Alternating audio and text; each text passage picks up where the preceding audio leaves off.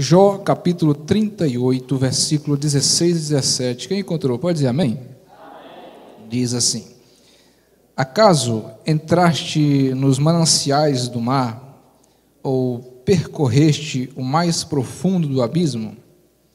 Porventura te foram reveladas as portas da morte, ou viste essas portas da região tenebrosa? Até aqui. Pode se assentar. Glorificando aquele que vive ao nome de Jesus, glorificando aquele que está na sala de comando do universo. Deus é o nosso Pai, é o nosso refúgio, e aquele que está nos governando e nos guardando. Glória a Deus. Nós lemos aqui um texto interessante, que está num livro muito interessante também, que é o livro de Jó, e aqui tem uma seção de perguntas. No capítulo 38, 39, 40, Deus está colocando Jó na parede. Jó está impaciente pelo seu sofrimento que estava passando, e então Deus faz a ele 70 perguntas que ele fica sem resposta, não sabe que rumo de resposta dar.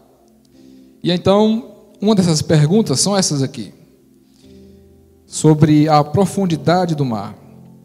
Uma pergunta que explora a grandeza da natureza. Acaso entraste nos mananciais do mar, nas fontes do mar, ou percorreste o mais profundo do abismo?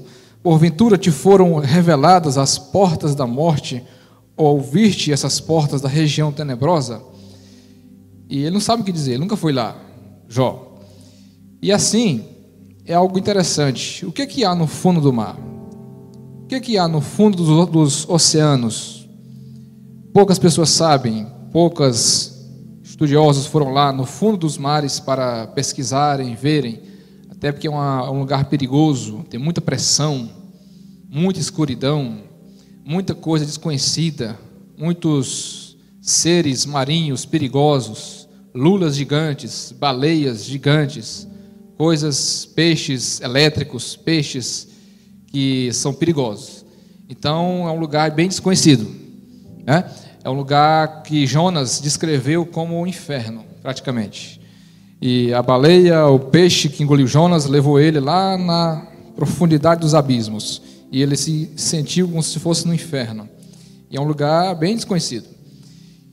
Mas eu quero fazer uma analogia esta noite e mostrar para vocês que, assim como o mar é grande, o mar é profundo, o mar é desconhecido, assim também é o nosso Deus. Deus é grandioso, Deus é profundo, Deus é desconhecido em muita parte dele. A Bíblia não revela tudo de Deus, ela revela o suficiente para sermos salvos. Vamos passar a eternidade conhecendo a Deus. Nunca vai chegar um dia na eternidade que você vai dizer: agora eu sei tudo de Deus, porque nesse dia você se igualaria ao próprio Deus. Então você vai passar a eternidade aprendendo de Deus. Deus faz isso e fez isso e fará isso para que Ele seja sempre o mestre e nós sejamos sempre os alunos. Amém? Então, para você ter uma noção disso, como assim? Vamos passar a eternidade aprendendo de Deus? Sim. Imagine que Deus acaba de criar a terra está virgem, está inexplorada, e Deus dá a terra com todas as suas riquezas, todos os seus potenciais, para uma pessoa explorar. Uma pessoa só. E Deus dá para ela todo o maquinário que ela precisa, as ferramentas, as máquinas. Quanto tempo essa pessoa levaria para explorar, para consumir todas as riquezas da terra? Digamos que é a eternidade, né? Uma pessoa. Estamos aqui, bilhões e bilhões de pessoas explorando a terra há milhares de anos, e ainda temos 500 anos de minério, 500 anos de petróleo. Então é muita coisa, e muita gente mexendo na terra, e ainda tem muita coisa para tirar. Então, uma pessoa, para explorar toda a terra e acabar com todos os recursos dela, levaria a eternidade. Imagine explorar o Criador da terra. Imagine explorar o Criador do universo. Quanto tempo levaria para você conhecer tudo dele? Só para você ter uma noção, do menor para o maior, né? Então, os mares, eles são uma boa analogia para entendermos mais sobre Deus. E assim como tem pessoas que mergulham nos oceanos, nós também devemos ser pessoas que mergulham em Deus. eles mergulham para baixo, nós mergulhamos para cima. E como é que é os mares? Se você mergulhar lá no fundo do mar, lá descendo, o lugar mais profundo da Terra chama-se Fossa das Marianas. E lá tem 11.000 metros de profundidade. Então 11 quilômetros descendo. É mais do que o Monte Everest descendo. E se você chegar no fundo, o que você vai encontrar? Muita calmaria, não é assim? Paz, quietude, sossego. Lá não tem barulho, lá não tem música de vizinho, lá não tem gritaria, não tem nada. Só silêncio absoluto, silêncio total, paz, muita quietude. Assim são as pessoas que estão mergulhadas em Deus. Elas encontram paz em Deus. Elas têm paz na alma. Elas têm sossego. Nada abala ela. É como Jó. Jó 13,15, o que ele falou? Ainda que ele me mate, nele confiarei. Eu sei que o meu Redentor vive e por fim se levantará sobre a terra. Ainda que minha pele se apegue aos meus ossos, eu verei a Deus. Você tem que ter paz em Deus. Se você tiver Deus na sua vida, você tem paz. Nada vai te abalar. Por quê? Os que confiam no Senhor são como montes de Sião, que não se abalam, mas permanecem para sempre. Assim como os montes estão ao redor de Jerusalém, assim o Senhor está em volta do seu povo desde agora e para sempre. Então confie nele, tenha paz em Deus. Isaías 26,3 fala: tu conservarás em paz aquele cuja mente está firme em ti, porque ele confia em ti. Jó estava sofrendo, tinha paz, ainda assim. Paulo estava sofrendo, ainda assim tinha paz. Na prisão, o que ele fazia com Silas? Orava e cantava louvores a Deus. Não estava murmurando, não. Estava louvando e orando. E Deus não aguenta um negócio desse, né? Deus manda um terremoto para tirar esses cabos da prisão, porque o louvor e a adoração mexem demais com Deus. E ainda mais o louvor e a adoração tiradas do meio da adversidade. Aí que pesa mais ainda. Então, por isso Deus intervém. Deus interveio. Então tenha paz. Pessoas que ficam atribuladas por qualquer coisa, porque está na superfície. Na superfície dos mares, dos oceanos, o que é que tem? Ondas, agitação, ventania. Pessoas que têm um relacionamento superficial com Deus, estão lá nas ondas, está lá na agitação da vida. Mas quem tem um relacionamento profundo com Deus, está em sossego, está em paz, em quietude. Então se aprofunde no relacionamento com Deus, que você vai encontrar mais paz. Você vai ter mais sossego na sua vida. Você não vai precisar tomar antidepressivos, ansiolíticos. Você não vai viver no hospital com síndrome do pânico, com ataques de histeria, com ataques de ansiedade. Em certos níveis, em certos casos, ansiedade é pecado. Sim ou não? Em certos casos, não é todos, mas em certos casos demonstra um grau de incredulidade, um grau de que a pessoa não confia em Deus. E ela se sente na falta de estar no controle, e aí vem o pânico. Eu não confio em Deus, eu não estou no controle. O que tem? Desespero. Não é assim? Mas confie no Senhor, confie nele. Acredite, Deus é poderoso para resolver qualquer situação. Não tenha medo de coronavírus, de nada. Não interessa. O que Paulo fala em Romanos 14? Se vivemos, vivemos para o Senhor. Se morremos, morremos para o Senhor. Tudo é do Senhor. Nós somos do Senhor. O crente não pode ter medo de morrer. Pelo contrário. O que Paulo falava? Para mim, viver é Cristo, morrer é lucro, é ganho, é lucro. Ou seja, mas por causa de vocês, é melhor ficar na carne, é melhor ficar aqui, cuidando de vocês. Mas por mim, eu queria estar com Cristo. O céu, meu irmão, esse momento que você estava aqui louvando a Deus, é um 0,5% do que você vai ter no céu. Lá o culto é 24 horas, sem parar. E são hinos compostos por anjos, hinos de adoração a Deus. Imagine adorando a Deus com todos os santos, com todos os anjos, numa santidade perfeita, plena, numa paz. Lá não tem ladrão, não tem nada que te perturbe. Lá é só bênção, é só vitória, é só coisa de Deus. Então como é que você não quer ir para lá? A visão está muito baixa. Então não tenha medo de morrer. Não tenha medo de ir para o céu. A morte é só um portal. Doloroso, mas é um portal que você está indo rumo ao céu. Mas por que aqui tem muitos que têm medo de morrer? 1 João 2,11 explica. 1 João 2,11. Ela fala que aquele que aborrece a seu irmão anda em trevas, porque as trevas lhe cegaram os olhos e ele não sabe para onde vai. Pessoa que não sabe para onde vai é porque a cegueira do ódio cegou a sua visão espiritual. E aquele que aborrece o seu irmão tem a sua visão espiritual cegada. E o ódio cega. E aí a pessoa não sabe para onde vai. Ela aborrece 5 pessoas na sua vida. A pessoa odeia 5 pessoas em diferentes lugares. E aí a pessoa fica meio cega. Se você morrer hoje, você vai para o céu ou para o inferno? A pessoa não sabe. Por quê? As trevas lhe cegaram os olhos. O que você faz? Para se livrar das trevas, deixar de odiar. Deixar de aborrecer o irmão. Porque aquele que aborrece o irmão, aquele que odeia seu irmão, não é de Deus. Como é que o amor de Deus está nele? Não está. Então ame, perdoe. Aquilo que nós devíamos para Deus é muito maior do que aquilo que o seu irmão deve para você. Então perdoe, zere, quite a dívida. É uma mostra, é uma resposta de gratidão ao grandioso perdão que você recebeu de Deus. Então demonstre isso. Tenha paz, e essa paz só vem se você tiver um relacionamento profundo com Deus. Mergulhe nele. E lembre, o mergulho é para cima. Né? O mergulho é para o céu. Mergulhe, vai mergulhando. E aí você vai conseguir. Você só vai saber se você está profundo com Deus se você tiver paz. Sempre. Nada te abala. Nada te deixa querer desviar. Pastor cai, irmão caiu, pastora matou o marido. É feio, é triste, é ruim, mas nada disso te desvia. Porque o seu foco é Cristo. O seu foco é o céu. Você quer estar com Deus.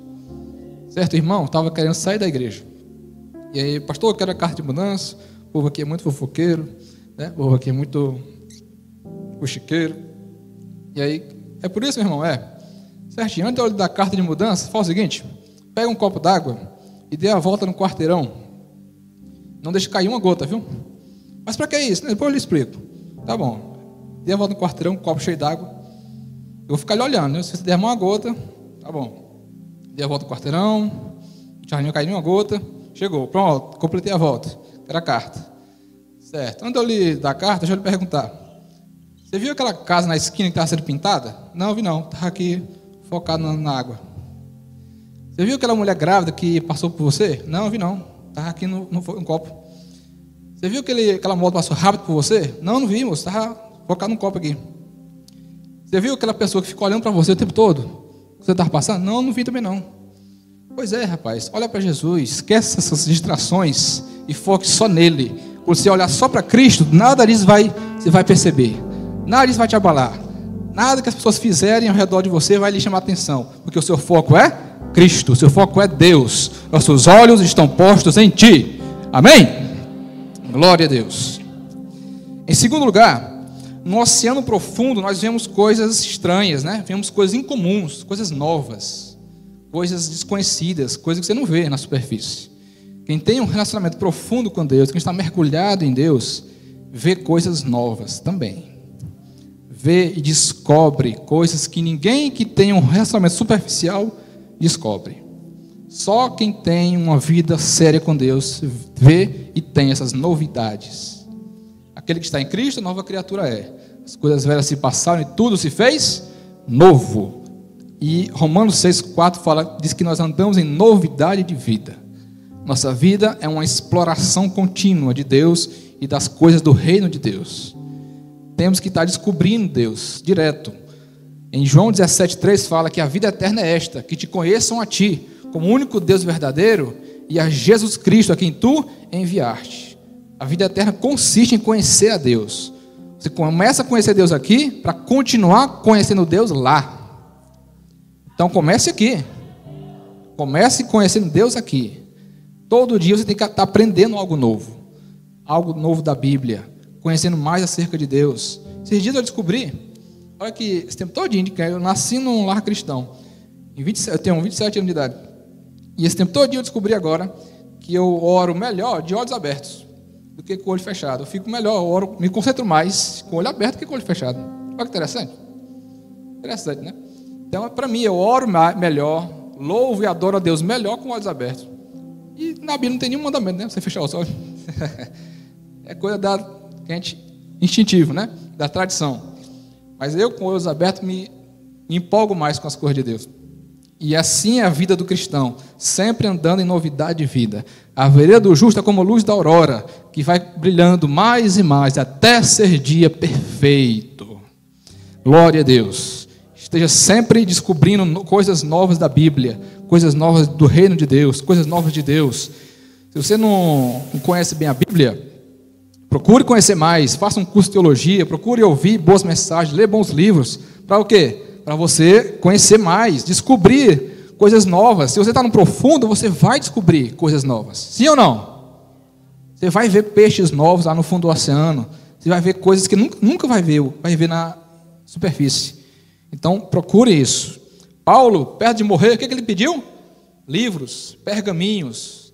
Traga-me a capa, os livros e principalmente os pergaminhos. Por quê? Ele queria estudar. Estava perto de morrer. Dizem os historiadores que ali estava 2 semanas antes da sua morte, quando ele escreveu o 2 Timóteo. E ele pedia os livros. Eu quero ler, eu quero estudar, quero continuar aprendendo. E assim é o cristão, sempre aprendendo. Amém? Em terceiro lugar, na profundidade dos mares, você está livre da violência, da agitação lá da superfície, das ondas, de cima. Então, quem tem um relacionamento profundo com Deus está livre dessas ansiedades, dessas lutas lá da superfície, dessas ondas agitadas, de um mar levada de um lado para o outro. Então, procure ficar livre, né, dessas aflições da vida de pecado. Uma pessoa que vive no pecado, vive nas ondas, vive na revolta, vive na turbulência. Mas quem está mergulhado em Deus, tem paz, sossego, tranquilidade. Em Salmos 32:10 fala que o ímpio tem muitas dores. Interessante isso. O ímpio bebe, fuma, se prostitui, rouba, e tudo isso vai gerando dores nele. Dores na consciência, dores no corpo, quando é preso, dores em todo lugar. Por quê? O ímpio tem muitas dores. E em Provérbios 10:22 fala o quê? Que a bênção do Senhor é que enriquece e não acrescenta dores. Então, quando você está mergulhado em Deus, você vai ter uma vida de plena paz e gozo, como diz o hino da harpa.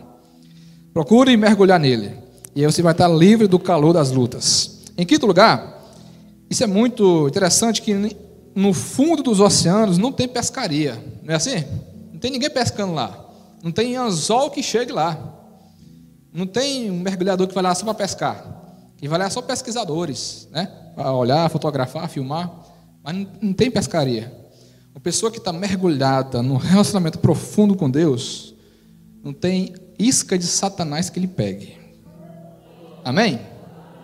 Se você está bem com Deus, mergulhado na palavra de Deus, mergulhado em Deus, ninguém vai lhe derrubar.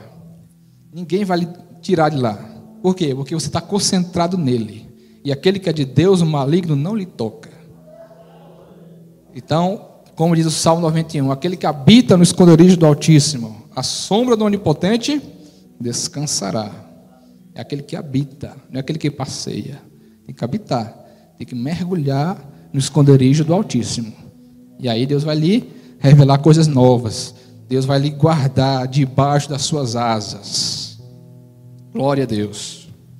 Então, irmãos, o segredo é esse: ter uma vida séria com Deus, levar Deus a sério. Porque o diabo não brinca de ser diabo, Deus não brinca de ser Deus, mas tem crente brincando de ser crente. Não é assim? Então temos que evitar isso e levar Deus a sério, as coisas de Deus a sério. Se você observar, em Provérbios do 1 ao 9, é um trecho de Provérbios que encoraja demais você a buscar sabedoria.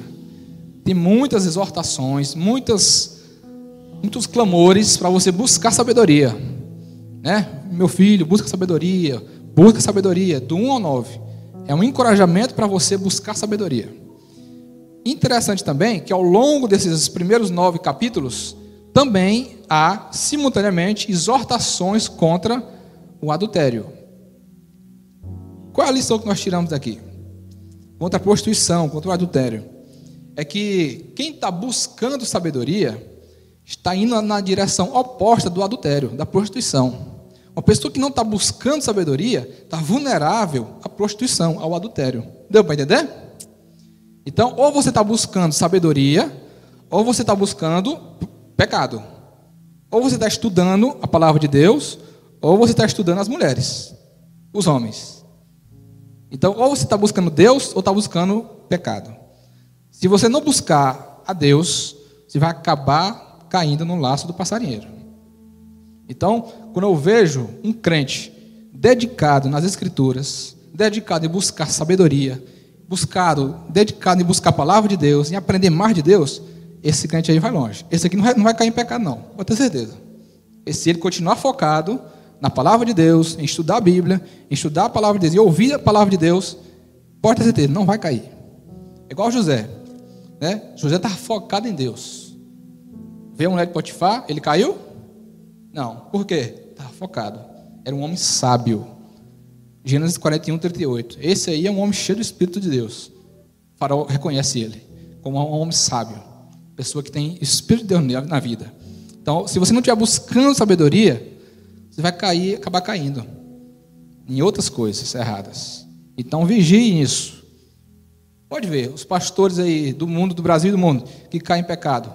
Veja a vida devocional dele. Veja se ele estava orando. Veja se ele estava estudando a Bíblia. Não estava. Relaxou. E aí, quando você estacionou, na vida espiritual, estacionar é o mesmo que regredir. Na vida espiritual, ou você está crescendo, ou você está decrescendo, está caindo. Então, ninguém cai de uma vez. As pessoas vão caindo. Né? Caindo. Então, sempre esteja estudando a palavra de Deus. E aí você não vai cair. Em nome de Jesus. Você vai estar firmado na rocha. Sempre. Cuidado quando você vê que não está mais querendo estudar, não está mais querendo orar, não está mais querendo ir para a igreja. Sinal de alerta. O diabo conseguiu laçar. Corte os laços do diabo com a palavra de Deus. Sexto lugar, no fundo dos mares, lá é bem escuro. Quando chega na certa profundidade, não tem mais luz nenhuma. É escuridão total. E aí o pesquisador precisa dos equipamentos mais ainda. Precisa de mais de luz. Então, quanto mais profundo você mergulha, mais escuro vai ser. E aí você mais vai precisar de luz. Então, quanto mais você mergulha em Deus, o que nós entendemos daqui? É que mais de luz você vai precisar. Quanto mais você está mergulhado, concentrado em Deus, mais da palavra de Deus, que é a nossa lâmpada, que é a nossa luz, você vai precisar também. Ninguém vive na escuridão total. Então, lá no fundo dos mares, é escuridão absoluta. Então, você precisa de uma luz, de uma lanterna. E a nossa lâmpada, a nossa luz, é a Bíblia Sagrada. A nossa lâmpada, a nossa luz, a nossa lanterna, que não nos deixa tropeçar em pedra alguma, é a palavra de Deus. É ela que nos permite ver as coisas. No Salmo 119, versículo 105, fala isso, né? Lâmpada para meus pés é a tua palavra e luz para o meu caminho. É o farol, né? De baixo, farol baixo e farol alto. Lâmpada para meus pés e a luz imediata, aqui perto. E luz para o meu caminho. Né? É o farol alto, é onde permite você ver longe. Então a Bíblia tem direção para você ver perto, para você tomar as decisões de hoje, de agora. Ele dá orientação para você tomar decisões de longo prazo. As decisões para a sua vida inteira. Tudo é com base na palavra de Deus. Amém? Então, guarde isso e estude a palavra de Deus para ter esse norte na vida. Não precisa você ficar perdido. Nós não estamos desorientados. Não precisa ficar, eita, se passar um ônibus agora é porque é de Deus. Se não passar é porque não é. Vamos parar com isso. Né? Nós temos a palavra de Deus que ilumina o nosso caminho. Estude a Bíblia e você vai ter base suficiente para tomar as decisões da sua vida. Ore a Deus, estude a palavra de Deus e não vai ter demônio que vai lhe tirar do caminho. Guarde isso. Então, quanto mais fundo é o mar, mais fundo é o oceano, mais escuro vai ser e de mais luz você vai precisar. E a luz é a palavra de Deus. No Salmo 27 fala isso. O Senhor é a minha luz, a quem temerei? O Senhor é o meu Salvador, a quem temerei? De quem me recearei? Então, procure ter essa vivência com a palavra de Deus e não vai ter como você ser derrubado pelo inimigo. Em sétimo lugar, no oceano há uma grande pressão. Um submarino fez uma viagem por fundos dos oceanos, a 10 mil metros, 10 quilômetros de profundidade, e a certo ponto os vidros do submarino começaram a tremer. E eles perceberam, aqui é o nosso limite, não pode mais ir para baixo não, porque senão a água rompe os vidros e nós estamos perdidos aqui. Então eles começaram a subir de volta, né? Porque uma pressão muito grande lá embaixo. É assim também a vida com Deus. Se você tem um profundo relacionamento com Deus, está mergulhado nele de verdade, a pressão vai ser grande também, não é? Vai ter muito ataque de monstros marinhos que lá do fundo do mar, a própria pressão do ambiente é forte. Então você tem que vigiar. Você não pode vacilar no fundo dos mares. No fundo do relacionamento com Deus também não. Você não pode tropeçar. Quanto mais alto você tiver, quanto mais mergulhado em Deus você tiver, pior qualquer vacilo. A quem mais é dado, mais é cobrado. Então você está muito envolvido com Deus, está orando bastante, está mergulhando na palavra de Deus, está sendo obediente à palavra de Deus, um erro seu pesa muito. Qualquer erro no fundo do mar, você pode morrer. Moisés era o líder maior, estava num profundo relacionamento com Deus. Qual foi o erro dele? Bater na rocha. Era para falar, ele quis bater. Bateu, não entrou na terra prometida. É uma coisinha simples, mas ele desonrou o nome de Deus ali publicamente. Por quê? Está na posição muito alta. Então, Paulo está na posição muito alta também. Paulo começou a se orgulhar. Deus, na hora, mandou um espinho na carne. Vamos baixar a bola aí. Porque quem está num relacionamento profundo com Deus não pode errar. Qualquer erro é perigoso. Então, Deus vai lhe controlar. Deus vai lhe vigiar. Qualquer erro seu, Deus vai lhe cobrar instantaneamente. É impressionante isso. Quanto mais você está em santidade, em buscando a Deus, qualquer erro é perigoso demais.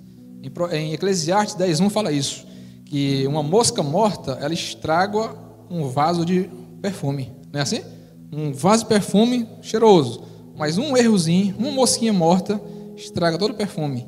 Assim também a nossa reputação. Uma pessoa que tem uma boa reputação de sábio, de homem de Deus, qualquer erro é fatal. Então, cuidado, né? Se você quer ter um relacionamento profundo com Deus, guarde isso. Não erre. Procure, ande na linha. Porque tem muita gente olhando para você. Não é assim? E aí, qualquer erro seu vai ensinar muita gente o errado. E aí você tem que vigiar. Por isso Deus cobra pesado com aqueles que estão lá no fundo dos mares. Porque é perigoso.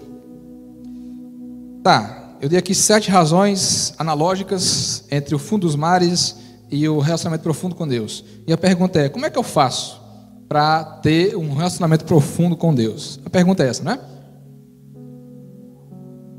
Ok. Como é que eu faço? Em primeiro lugar, você sabe qual é o primeiro caminho? Qual é o primeiro caminho que nós devemos trilhar para mergulhar no rio, no oceano que é o próprio Deus? Você sabe. Começa com O e termina com O também. Oração. Oração é fundamental. É a chave mola, é a chave mestra, né? A mola mestra desse processo de intimidade com Deus. Oração. Deus estabeleceu 2 formas de agir na terra: sua soberania e a oração do seu povo. Deus só age com essas 2 vias. A sua soberania, tem coisa que ele faz, ninguém precisa orar, ele quer fazer e faz. E a segunda via é a oração da igreja, a oração do seu povo. Tem coisa que Deus faz só pela soberania, tem coisa que ele faz só pela oração. Nós temos que ver qual dessas 2 vias Deus vai usar. Interessante que para toda oração Deus tem 3 respostas, não é assim? Sim, não e espere. Sim, não e espere. Toda oração tem essas 3 respostas. Ou é sim, ou é não, ou é espere. E a oração tem 3. Deus faz 3 coisas com a oração. Tem a oração que você faz e Deus não dá. Você pede algo e Deus não dá aquilo. Tem orações que você não faz, você não orou e Deus te deu. Quantas coisas você tem hoje que você não orou, você não pediu, mas Deus te deu? Não é assim? Você não tem muita coisa? Você tem muitas coisas que você não pediu, mas Deus lhe deu. Porque Deus sabe o que você precisa. E em terceiro lugar, tem coisas que você só vai ter se você pedir. Interessante. Tem coisas que você vai pedir e Deus não vai dar. Tem coisas que você não vai pedir e Deus vai dar. E tem coisas que Deus só vai dar se você pedir. Não é assim? É assim que os pais tratam os filhos também. Tem coisas que os filhos pedem, nós não damos. Tem coisas que os filhos não pedem e nós damos. E tem coisas que nós só vamos dar se os filhos pedirem. Não é assim? Deus é a mesma coisa. Então guarde isso. Na Bíblia também Deus faz do mesmo jeito. Um exemplo de coisa que Deus só dá se nós pedirmos. 1 Coríntios 14, 13. Lá fala assim: aquele que ora em línguas, ore, aquele que fala em línguas, ore para que possa interpretar. O dom de interpretação de línguas, Deus só vai dar se você orar para pedir. Ore para que possa interpretar. Por que tem muita gente que fala em línguas e quase ninguém interpreta? Porque não tem ninguém orando para interpretar. Deu para entender? Se você orar, Deus dá. Lá em Imperatriz do Maranhão, de onde eu vim, tinha uma irmã que se converteu, foi para a Assembleia de Deus, e aí ela foi batizada com o Espírito Santo, começou a falar língua estranha, e ela queria interpretar, queria ter o dom de interpretar também. Passou 2 meses orando, pedindo esse dom, e Deus deu. Oração e perseverança na oração. Se você fizer essas 2 coisas, Deus vai dar. Não tem por que Deus não dá, né? Uma coisa boa dessa, um dom de interpretação de línguas. Muita gente não tem porque não ora nem persevera em orar sobre um assunto. Então o primeiro ponto é esse: oração. Se você quer ter um relacionamento profundo com Deus, é oração. E o que mais importa na oração não é o tempo da oração, o lugar da oração, o horário da oração e a forma da oração. Se é de joelho, se é em pé. O tempo da oração, se é 1 hora, meia hora. Isso não é muito importante para Deus. O lugar da oração, se é no monte, se é no quarto, não é muito importante. E nem a forma, né? Joelho ou em pé. O que é mais importante na oração para Deus? 2 coisas: a frequência na oração, a regularidade, a constância. Orai sem cessar, orando em todo tempo, orando dia e noite. Regularidade. E em segundo lugar, o estado interno de quem ora. Como é que está o seu coração? Você está orando com motivações erradas ou com motivações certas? Você está orando com quebrantamento ou com soberba? Deu para entender? É isso que importa na oração para Deus. Na parábola do fariseu e do publicano, qual foi atendido? O humilde ou o soberbo? Humilde. O estado interno. Deus não resiste a um coração quebrantado e contrito. Deus olha para aqueles que estão com o coração quebrantados. Em Isaías 66, versículo 2, diz que assim: para quem olharei? Para aquele que é contrito de espírito e que treme diante da minha palavra. É esse que Deus estima. A palavra no hebraico é essa: olharei. A quem olharei? A quem eu admirarei? A quem eu olharei fixamente? A quem eu contemplarei? É aquele que é contrito de espírito e que treme diante da minha palavra. Essa é a pessoa que Deus valoriza. Humildade, quebrantamento e a regularidade na oração. Orar sempre. Segunda via para você mergulhar no mar de Deus é a própria palavra de Deus. A palavra de Deus é a sabedoria de Deus. A palavra de Deus é a revelação que nós precisamos para chegar ao céu. Cristo é a palavra viva, a Bíblia é a palavra escrita. Quanto mais da palavra de Deus você se enche, mais de Cristo você se enche. Cristo e a palavra estão intimamente conectados, interligados. Na Bíblia, no céu, a palavra de Deus é uma pessoa. Na terra, a palavra de Deus é um livro. Então lá no céu não precisaremos do livro, Bíblia, porque já teremos a pessoa, que é a palavra de Deus. O próprio Cristo, Filho de Deus. Apocalipse 19:13 fala que o seu nome é a palavra de Deus. Glória a Deus. Estude a Bíblia, a palavra de Deus. Venha para os cultos de doutrina. Quais são os melhores crentes? São aqueles que vêm para o culto de doutrina e para o culto da escola dominical. Sim ou não? Aqueles que querem aprender. Porque quem quer aprender não quer errar. Não é assim? Então procure estudar a palavra de Deus. Se você não pode estar aqui nos cultos sempre, compre livros que comentem a Bíblia. Esteja sempre no YouTube ouvindo a palavra de Deus, boas pregações. A internet está cheia de boas mensagens. Esteja sempre louvando a Deus, adorando a Deus. É assim que você vai aprofundar o seu relacionamento com Ele. Por que Davi era um homem segundo o coração de Deus? Porque é uma pessoa que amava a palavra de Deus. Sim ou não? Vivia constantemente apegado à palavra de Deus. E olha que no momento que ele vacilou, no momento que ele parou de aprender, que ele deixou o encanto pela palavra, foi o que aconteceu? Pecou, caiu em pecado. Adulterou, cometeu homicídio, fez coisa errada.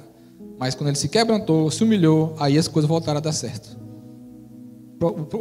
O segredo é esse: está buscando sempre a Deus, está buscando sempre a palavra de Deus. Estude a Bíblia. Eu não entendo. Vá na livraria, compre um livro lá, como entender a Bíblia, como estudar a Bíblia. Você vai achar. Quem quer dá um jeito, quem não quer dá uma desculpa. Não é assim? Compre materiais para você entender a palavra de Deus, porque aquele que ama a palavra de Deus, ama o próprio Deus.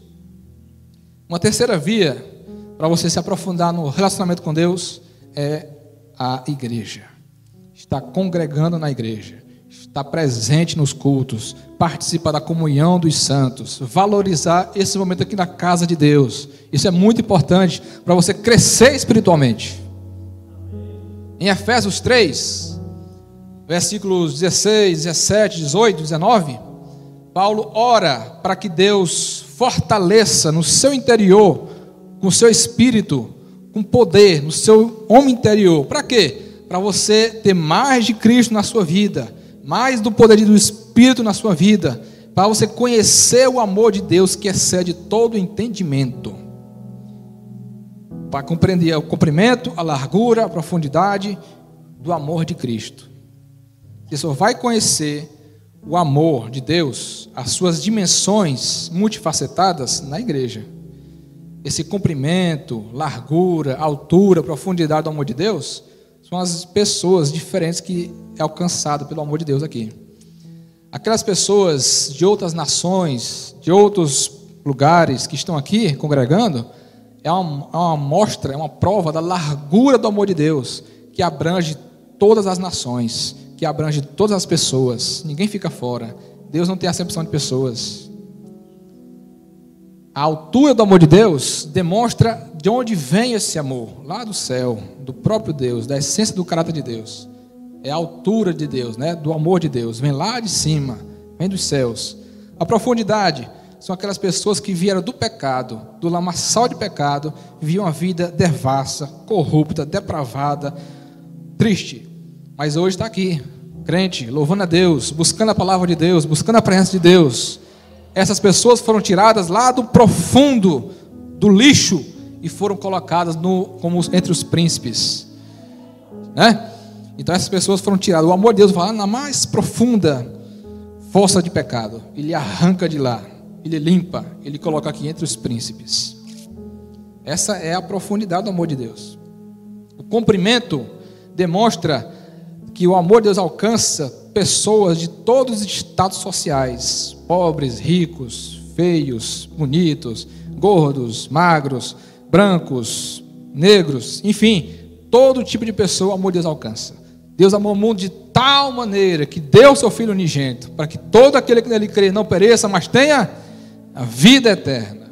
A vida eterna é para quem crê, todo aquele que nele crê. Essas são as dimensões do amor de Deus. E você só vai entender as dimensões do amor de Deus na igreja. Porque aqui você vai ver, aquele irmão ali vivia no bar, hoje está crente. Aquele ali era fofoqueiro, que meu Deus, era fofoqueiro do bairro, hoje está aqui crente, fala menos. Aquele dali era um agiota, hoje está aqui crente. Aquele dali, ixi, é matador, hoje está aí, obreiro. E aí você vai ter uma dimensão completa do amor de Deus. Só na igreja, isso só acontece na igreja. Que interessante, que bonito, que lindo, né? O amor de Deus, que nos constrange, que nos faz ver que nós somos pequenos, pó, barro, mas o amor de Deus é sublime, é maravilhoso, é tremendo. O amor de Deus é algo inexplicável. Por isso que João falou, Deus amou o mundo de tal maneira. Não tem como mensurar. O amor de Deus é a prova única que Deus se preocupou em provar. Deus não se preocupa em provar nada dele. Sua existência, não precisa. A Bíblia já parte do pressuposto que Deus existe, pronto. A única coisa que Deus se preocupou em provar foi o seu amor. Romanos 5,8. Deus prova o seu amor para conosco, em que Cristo Jesus morreu por nós, sendo nós ainda pecadores. A única coisa que Deus quis provar foi o seu amor. Mais nada. Deus não está preocupado em provar seu poder, em provar sua existência, nada. Só o seu amor. E Ele provou. Aonde? Na cruz. Na cruz do Calvário. Lá está provado o amor de Deus. Nunca mais peça para Deus lhe provar nada. Deus, se tu me ama, Deus já provou que Ele ama. Mandou Jesus morrer no seu lugar. Não tem prova maior do que essa, não. Guarde essa prova de amor. Se você nunca teve uma pessoa que fez uma prova de amor para você, lembre dessa prova de amor de Romanos 5,8. A cruz de Cristo é a prova do amor de Deus. Quero encerrar relembrando aqui um filme que vocês devem conhecer, chamado O Resgate do Soldado Ryan. É um filme baseado em fatos reais, conta algo que aconteceu na Segunda Guerra Mundial e retrata a seguinte história. Os Estados Unidos tem uma lei: se 3 irmãos, filhos dos mesmos pais, vão para a guerra e, por exemplo, 2 morrem, um tem que ser resgatado, para os pais não sofrerem tanto, porque é uma injustiça muito grande, não é assim? Os 3 filhos morrem na guerra, 2 morreram, um está vivo, vão fazer de tudo para resgatar ele. Essa foi a situação do soldado Ryan. Seus 2 irmãos já tinham morrido, ele era o único vivo. E aí o filme retrata uma operação de resgate dele. Ele já havia voltado para os Estados Unidos, o comandante volta para resgatar o soldado, porque a mãe vai sofrer demais caso os 3 morram. Então eles foram buscar o soldado. Com raiva, os comandantes ali, mas foram contrariados, foram buscar o soldado. E aí o filme todo mostra essa operação de resgate, que foi turbulenta, que foi sangrenta, que foi terrível. Muitos soldados morreram para poder resgatar um. Então, o comandante da operação, interpretado por Tom Hanks, fala para o soldado Ryan, interpretado pelo Matt Damon, e ele fala assim: ele está ferido, os 2 estão feridos, os 2 estão sofrendo ali na volta para casa, e ele olha para ele assim com raiva e fala: rapaz, faça valer a pena. Faça valer a pena todo esse sacrifício que nós estamos fazendo para te resgatar. Faça valer a pena todo esse esforço que nós empreendemos para te resgatar. Essa fala dele eu quero pegar e trazer aqui para nós. Faça valer a pena o sacrifício de Cristo por você. Faça valer a pena a morte de Jesus por você. Viva uma vida que vale a pena Ele ter morrido por você. Que Jesus se alegre, se regozije em ver você sendo uma pessoa santa, sábia, salva, buscando a Deus, buscando a Cristo. Que Ele se alegre, que Isaías 53 se cumpra mais uma vez na sua vida.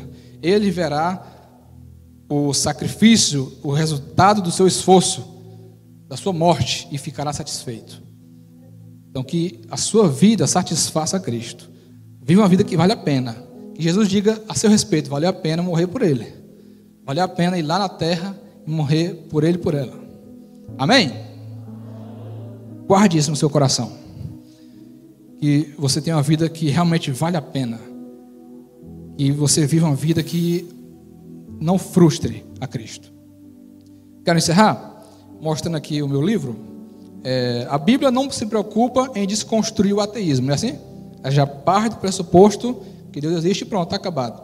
Mas eu me preocupei, sabe?